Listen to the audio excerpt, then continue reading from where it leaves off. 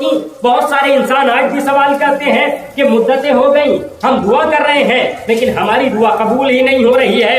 اس کے جواب میں امیر کائنات نے ارشاد فرمایا کہ پروردگار عالم انسان کی دعا چند وجوہات کے تحت قبول نہیں کرتا. آپ نے وہ وجوہات بتائی جس میں 8 وجہ آپ نے بتائی ہے کہ انسان کی بعض اوقات دعا کیوں قبول نہیں ہوتی ہے. آپ فرماتے ہیں اس انسان سے کہ تم نے پروردگار عالم کو پہچانا تو ہے, پہچان لیا, مگر اس کا حق بندگی ادا نہیں کیا.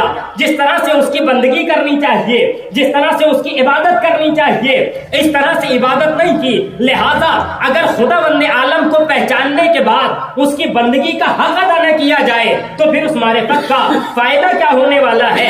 پہچاننے کا مقصد ہی یہی ہے کہ انسان بندگی کرے پروردگار عالم کی, اس کی اطاعت کرے. لہذا پہچاننے کے بعد اگر اطاعت پروردگار عالم نہیں کی تو ہرگز و ہرگز دعا قبول نہیں ہونے والی ہے. پھر آپ نے فرمایا کہ دعا نہ قبول ہونے کا دوسرا سبب یہ ہے کہ انسان زبان سے تو کلمہ پڑھ لیتا ہے, لا الہ الا اللہ محمد رسول اللہ, نبی کی رسالت کا بھی انسان اقرار کر لیتا ہے, لیکن آپ فرماتے ہیں دعا قبول نہ ہونے کا دوسرا سبب یہ ہے کہ انسان نے نبی کی نبوت کا اقرار کیا مگر ان کی سنت کو چھوڑ دیا ہے, ان کے اقوال کو چھوڑ دیا ہے, ان کی سیرت کو چھوڑ دیا ہے. لہذا ایسے کلمے کا کوئی فائدہ نہیں ہے جب تک انسان سیرت نبی پر نہیں چلتا ہے, جب تک انسان نبی کی سنت کو نہیں اپناتا ہے, جب تک ان کے اقوال کو انسان اپنی زندگی میں نہیں اتارتا ہے, جب تک انسان کی دعا قبول ہونے والی نہیں ہے.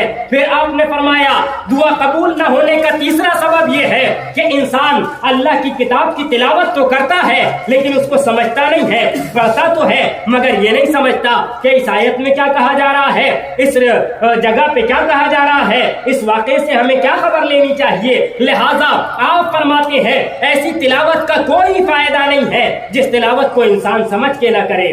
جب پروردگار عالم کی ان تمام باتوں کو انسان اطاعت کرے گا, اب یہ انسان وہ ہے جو جنت کا مشتاق ہے, جنت کا شوق رکھتا ہے کہ مجھے جنت مل جائے, لیکن عزیزان گرامی اپنے ہر قدم پر جنت سے گناہوں کے ذریعے دور ہوتا چلا جاتا ہے.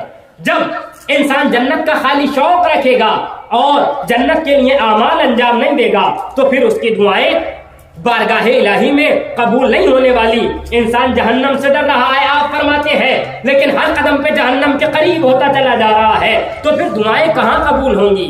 دعائیں قبول جب ہوں گی جب انسان اللہ کی نعمتوں سے لطف اندوز ہوگا, اور لطف اندوز ہونے کے بعد ان نعمتوں پر انسان شکریہ ادا کرتا چلا جائے گا, کیونکہ پروردگار عالم فرماتا ہے لئن شکرتم, کہ اگر تم نے میرا شکریہ ادا کیا تو میں تمہاری نعمتوں میں اضافہ کرتا چلا جاؤں گا. لہذا جہاں جہاں بھی انسان کو نعمت الہی مل رہی ہے وہاں وہاں اس کو پروردگار عالم کا شکریہ ادا کرنا چاہیے. پھر آپ فرماتے ہیں انسان کی دعا قبول نہ ہونے کا ایک سبب یہ ہے کہ وہ کسی کے اگر عیب کو جان جاتا ہے تو اس کے عیب کو نشر کرتا رہتا ہے, پھیلاتا رہتا ہے. یہ عزیزان گرامی شاید سب سے اہم چیز ہے کہ اگر کسی کا عیب, کسی کی برائی انسان کو پتہ چل جاتی ہے تو اس کو پھیلانا نہیں چاہیے. پھیلانے کے ذریعے عزیزان گرامی اس کا عیب دوسرے کو پتہ چلتا ہے اور پھر سامنے والے کی برائی سب جگہ ہوتی ہے. لہذا اس اہم بات سے انسان کو بچنا چاہیے, اس عظیم گناہ سے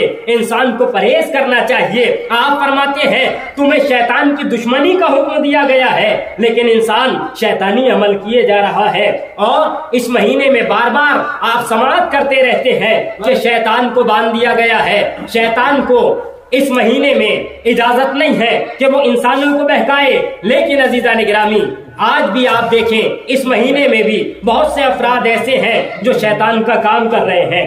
ایسے انسانوں